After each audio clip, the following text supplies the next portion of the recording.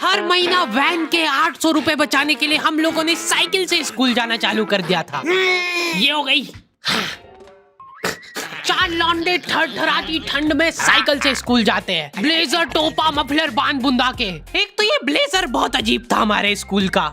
2 जेब थी हमारे ब्लेजर में और 2 ही अंदर की साइड थी। हमारे स्कूल वालों को लगा कि बाहर जेब का क्या ही यूज हो सकता है, इसलिए उन लोगों ने बाहर जेब ही नहीं दी। क्या करूं मैं इस जेब का? ठंडी लग रही है तो हाथ अंदर वाली जेब में ही डाल के चलना पड़ता था। कोनी से साइकिल चला के आते थे हम लोग स्कूल। सबको ऐसा लगता था कि हम लोग अपाहिज हैं। और फिर एकदम से हम लोग हाथ बाहर निकाल लेते थे।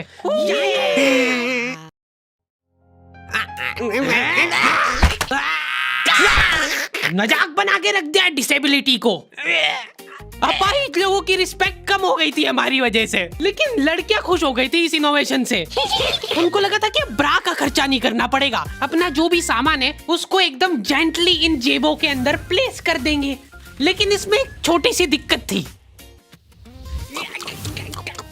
स्कूल वालों ने लड़कियों के ब्लेजर में एक ही जेब रखी थी। तुम लोग नहीं समझोगे कितना मुश्किल होता है एक ही जेब में इतना सारा सामान घुसाना।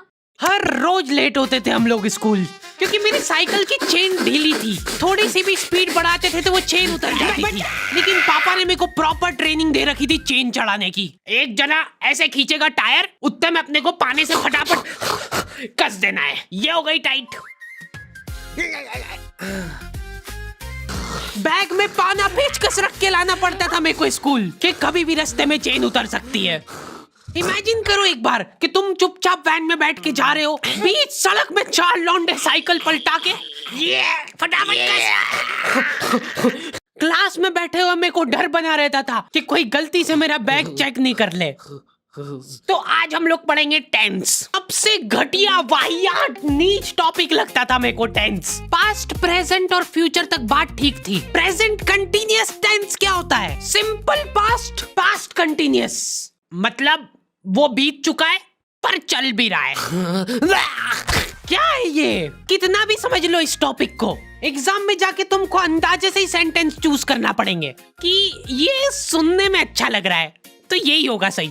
एग्जाम में इन्विजिलेटर हमको क्वेश्चन पेपर पे कुछ नहीं लिखने देता था। इनको ऐसा लगता था कि हम लोग क्वेश्चन पेपर पे आंसर लिख लिख के चीटिंग करेंगे। लेकिन हमारी क्लास के बच्चे एडवांस हो गए थे, ये पूरी की पूरी आंसर शीट एक्सचेंज कर लेते थे कि तू लिख के दे, को आता है तो। बोर्ड एग्जाम थी यार हमारी, और हमारे स्कूल वाले बोर्ड एग्जाम को बहुत सीरियसली लेते थे। अलकायदा टाइप ट्रेनिंग मिली थी हम लोगों को। एग्जाम देते हुए कहीं से भी बॉम्ब गिर सकता है, लेकिन तुम्हारे हाथ नहीं रुकना चाहिए, चाहे तुमको क्वेश्चन आता हो या ना, कुछ न कुछ लिख के ही आना है। हमारा एक ही मकसद होना चाहिए, आंसर शीट भरना। नहीं आए तो अभी कुछ भी लिख के आ जाओ। मेरे को ये नहीं समझ आता कि मैं कुछ भी कैसे लिख के आ जाऊं, मेरे को आता ही नहीं है, क्या लिखूं मैं? एक तो हमको इतना डरा धमका के भेजा गया था ना सेंटर पे, मैं नर्वसनेस में जाके अपना नाम भूल गया वहां पे।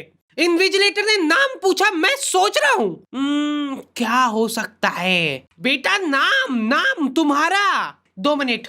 हाँ हेलो मम्मी, मेरा नाम क्या है? बोर्ड एग्जाम के नाम पे इतना डरा दिया था ना स्कूल वालों ने हमको, अच्छों का मुंह निकल जाता है टट्टी के साथ मिक्स होके। तुम लोगों का एक सेंटर आएगा जिसके चारों तरफ सैनिक तैनात रहेंगे। बिना एडमिट कार्ड के वहाँ पे आसपास भी भटकते हुए मत दिख जाना, जिंदा जला देंगे वो लोग। और अगर चीटिंग करते हुए पकड़ा गए तो ना तो तुम हमको जानते हो ना हम तुमको जानते हैं। हम लोग एग्जाम वाले दिन सेंटर पहुंचे तो बच्चों से ज्यादा सिक्योरिटी थी वहाँ पे।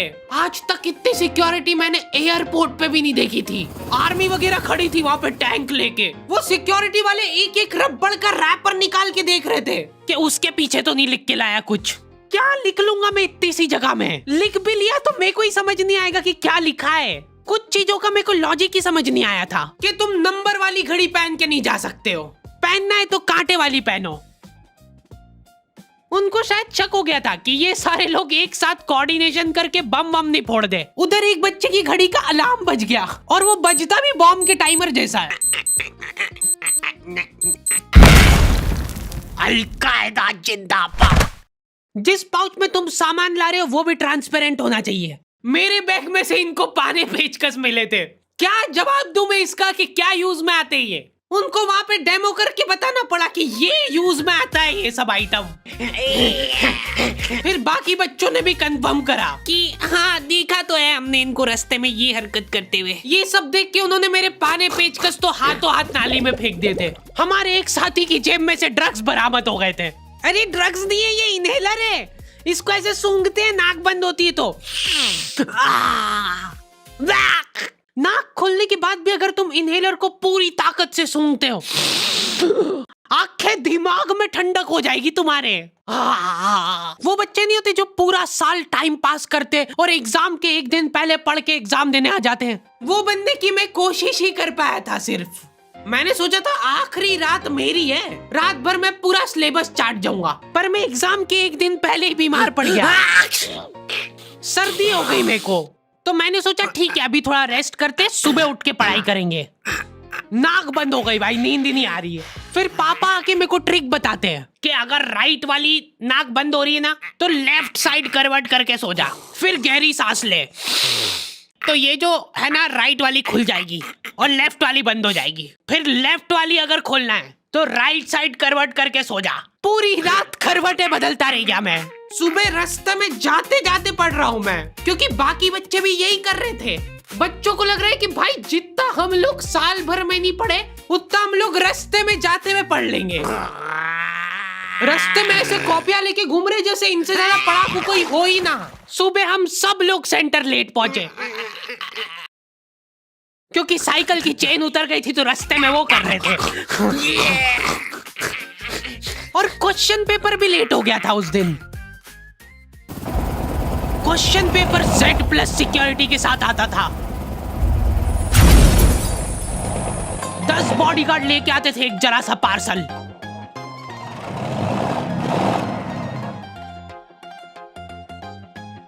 और फिर देने के बाद बोलते थे ये असली पार्सल नहीं है। असली नहीं है तो जोर से भी बोल सकते हो, ये असली पार्सल नहीं है।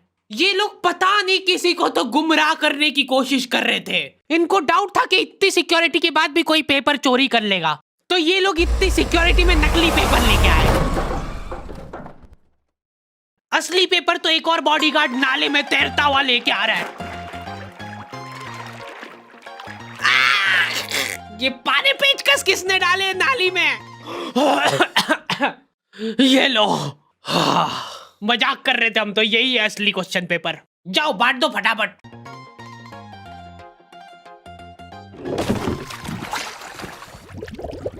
ये अपना आपस में एक दूसरे को गुमराह कर रहे थे।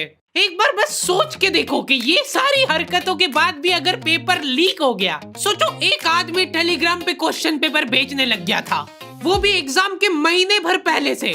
तब तक क्वेश्चन पेपर बना भी नहीं था। तो अब जो आदमी हमारा क्वेश्चन पेपर सेट करने बैठा, उसने सोचा कि उसका काम इजी हो सकता है, क्यों ना थोड़ा सा स्मार्ट वर्क कर लिया जाए। उसी ने सबसे पहले वो फेक क्वेश्चन पेपर खरीदे और वैसे के वैसे चेप दिए। जिसने पेपर लीक करा था वो खुद सोच में पड़ गया कि ये कैसे हो गया। एग्जाम खत्म होने के बाद इन्विजिलेटर को बहुत मजा आता भाई कॉपियां छीनने में। एक सेकंड भी किसी को ज्यादा नहीं मिलना चाहिए। बस एक बार टाइम ओवर होने के बाद कैसे लिखा तूने? एक बच्चे ने खुद से कॉपी दे दी तो इनको डिसरिस्पेक्टफुल महसूस हो गया था। उसको वापस से कॉपी दे दी कि लिख ले थोड़ी देर और। जैसे ही लिखने लगा वापस छीन ली। ओके, तो दी एंड हो चुका है। पिछली बार मैंने तुम लोगों को 2.5 लाख लाइक का एम दिया था, जो कि तुम लोगों ने बहुत आसानी से कर दिए थे। तो इस बार एम रखते हैं 3.5 लाख लाइक्स का। जैसे ही तुम लोग 3.5 लाख लाइक का एम कंप्लीट करोगे, अगला एपिसोड में सीधा अपलोड कर दूंगा। मिलते हैं नेक्स्ट वीडियो में।